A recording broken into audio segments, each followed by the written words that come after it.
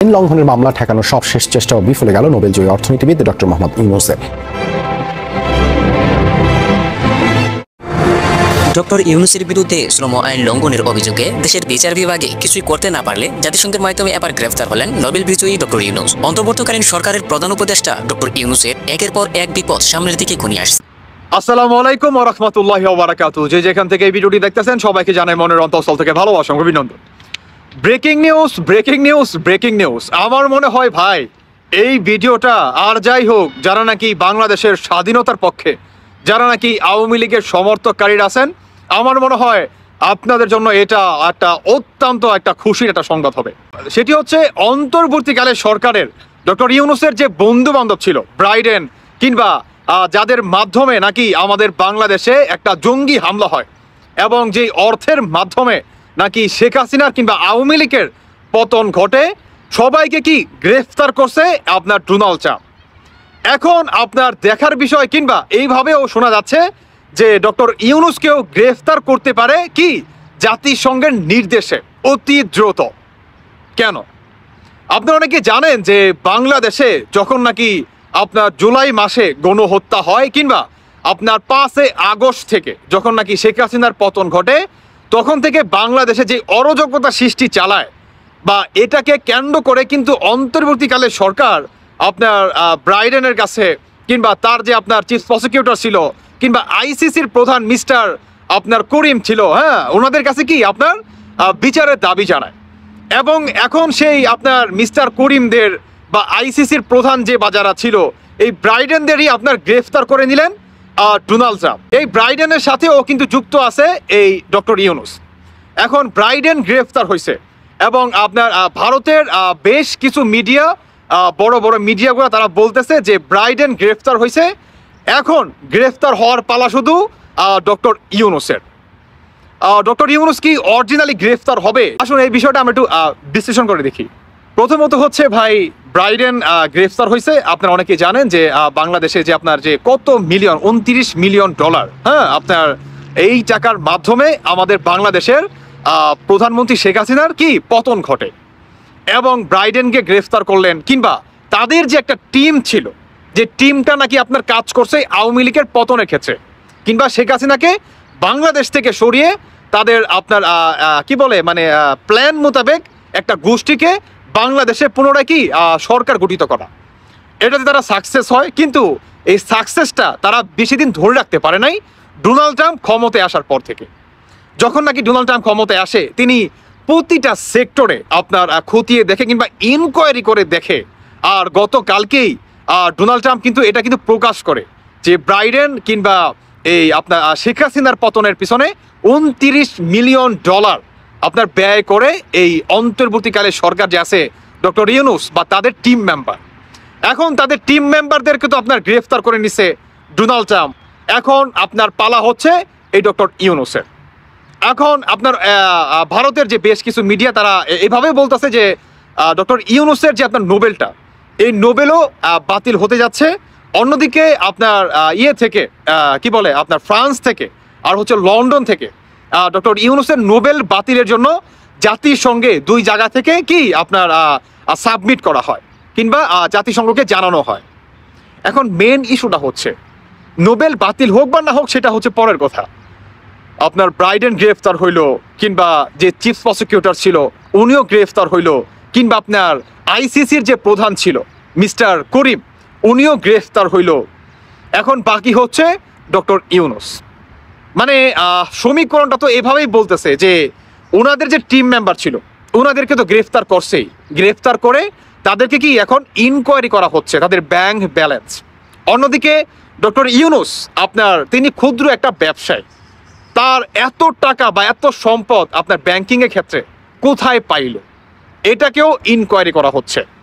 এবং বাংলাদেশে যে জুলাই মাসে যে গণহত্যা হয় বা 5 আগস্টের পরে বাংলাদেশে যে আপনার হত্যাকাণ্ড, পুলিশ হত্যাকাণ্ড, তারপর হচ্ছে আপনার থানা লুটপাট বা হচ্ছে আপনার থানা থেকে অস্ত্র লুটপাট, এই যে আপনার অরাজকতা সৃষ্টি, টোটালি আপনার এড়িয়ে যায় এই সরকার, এই ডক্টর ইউনূস। এখন সব কিছু মিলিয়ে আপনার দেখা যাচ্ছে যে ডোনাল্ড ট্রাম্পের একদম পুরো ফোকাস ডক্টর ইউনূসের প্রতি। আপনার ভারতের বেশ কিছু আপনার গণমাধ্যম তারা এভাবে জানাচ্ছে যে তাদের যেহেতু সমস্ত টিম মেম্বারকে আপনার ডোনাল্ড ট্রাম্প গ্রেফতার করছে, কিংবা সবাইকে আপনার বা সবার যে আপনার ব্যাকগ্রাউন্ডে কে বা কারা আছে বা কোথায় থেকে আপনার এই জঙ্গি হামলাটা বাংলাদেশে ঘটাইছে এবং ভারতকেও প্রতিনিয়ত হুমকি দিচ্ছে, এটাকে আপনার কি তদন্ত করে দেখতেছে।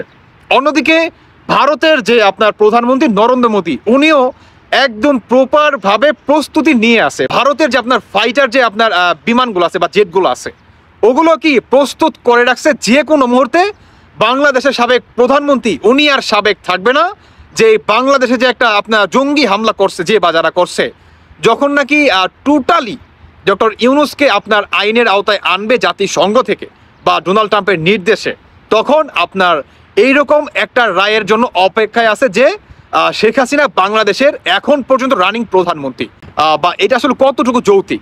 তাহলে আমি আপনাদেরকে বলতেছি, যখন নাকি 5 আগস্টের পরে শেখ হাসিনা পতন ঘটে এবং 8 আগস্ট আপনার ডক্টর ইউনূস ক্ষমতা করে শপথ দিয়ে ক্ষমতায় বসে, আপনার 10 আগস্টে বাংলাদেশে আপনার শেখ হাসিনার যে আপনার পদত্যাগ পত্র যে লেটারটা, এটা নিয়ে কিন্তু বাংলাদেশে কিন্তু ব্যাপক মনে করেন তুলপাড় সৃষ্টি হয়। আপনার চুপ্পু সাহেবের বাসভবন মনে করেন ঘেরাও করা হয় এবং চুপ্পু সাহেব অনেক দিক দিয়ে তাকে প্রেশার ক্রিয়েট করা হয় যে সরকারের ইটা কোথায়, পদত্যাগ পত্রটা কোথায়। চুপ্পু সাহেব কি বলে যে আমার কাছে নাই, সেনা প্রধানকে জিজ্ঞাসা করে, সেনা প্রধানও বলে আমার কাছে নাই। তাহলে তিনি যদি পদত্যাগ করে থাকে, তার পদত্যাগ পত্রটা কোথায়? অন্যদিকে আপনারা জানেন যে শেখ হাসিনাকে আপনার আমাদের বাংলাদেশের সেনাবাহিনীর যে আপনার যে একটা বিমান ছিল, সেই বিমান দিয়েই কিন্তু তাকে বাংলাদেশ থেকে সেফ করে কিন্তু পাঠানো হয়। এখন দেখার বিষয় হচ্ছে এই যে সমীকরণগুলা বা আপনার ডক্টর ইউনূসের যে একটা টিম মেম্বার ছিল, যে টিম মেম্বার নাকি আপনার আওয়ামী লীগের পতনের ক্ষেত্রে মাস্টার মাইন্ড আপনার অর্থের দিক দিয়ে কাজ করছে, আপনার পুরো জাতিসংঘ বা আইসিসি বা আন্তর্জাতিক যে ট্রাইব্যুনাল গঠিত করছে, টোটালি কি এদের প্ল্যান মোতাবেক, কিংবা এদের আপনার কাছের মানুষগুলো ঘরের মানুষ দিয়ে যদি বলি অনেকটা খারাপ হবে না, তাদের ঘরের মানুষ দিয়ে কি সব কিছু আপনার করা হয়। এখন এই আপনার যে ইউনূস সরকার, উনি চারো দিক দিয়ে মনে করেন ফেসে যাচ্ছে, চারো দিক দিয়ে। এখন ডোনাল্ড ট্রাম্পের আপনার একদম মানে বরাবর ফোকাস হচ্ছে ডক্টর ইউনূসের প্রতি। ডোনাল্ড ট্রাম্প তিনি আরও জানান যে বাংলাদেশে জুলাই মাস থেকে যে আপনার হয় মানে কোঠা আন্দোলন হয়, এটাকেও ইনকোয়ারি করে দেখা হবে যে বাংলাদেশে যে কোঠা নামে যে আন্দোলনটা হয়, এই কোঠার নামে আসলে কতটুকু কোঠা ছিল বা কতটুকু মেধা ছিল। আমার মনে হয় ভাই এই তদন্তটা যদি করে, আমার মনে হয় ভাই এটাই হবে যথেষ্ট, তাই না? কারণ এই অন্তর্বর্তীকালে সরকারের অধীনে যে বা যারা বর্তমান একটা আপনার পদে বা পদ পদবি নিয়ে বসে আছে, সবকটাই কিন্তু আপনার বাংলাদেশের সংবিধান লঙ্ঘ করে কিন্তু বসে আছে বা টোটালি কিন্তু অবৈধ। আমাদের বাংলাদেশের সংবিধানে কিন্তু নাই।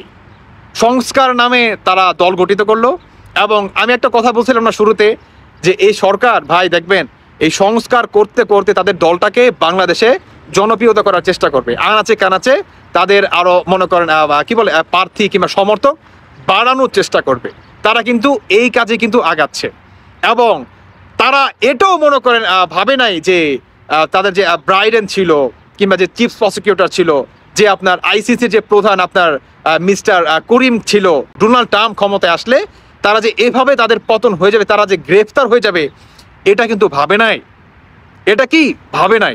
অতএব সমস্ত কিছু বা চারো দিক দিয়ে এই সরকারের বিরুদ্ধে কিংবা এগেনস্টে একের পর এক মনে করেন পদক্ষেপ নিচ্ছে ডোনাল্ড ট্রাম্প। এখন দেখার বিষয় হচ্ছে যে কবে গ্রেফতার হতে যাচ্ছে এই সরকার।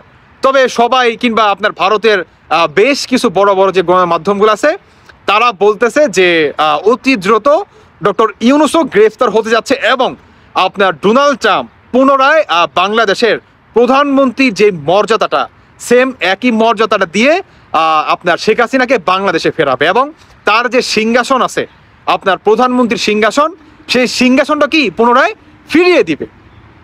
এখন অনেকেই বলতে পারেন যে ভাই ভারত তো এমনিই গুজব ছড়ায়। তবে আমি একটা কথা বলি, শোনেন, কিছুদিন আগে কিন্তু নরেন্দ্র মোদী কিন্তু আপনার ডোনাল্ড ট্রাম্পের সাথে কিন্তু একটা মিটিং করে আসে, এবং সেই মিটিংয়ের ক্ষেত্রে কিন্তু ওই মিডিয়াগুলাই কিন্তু ছিল।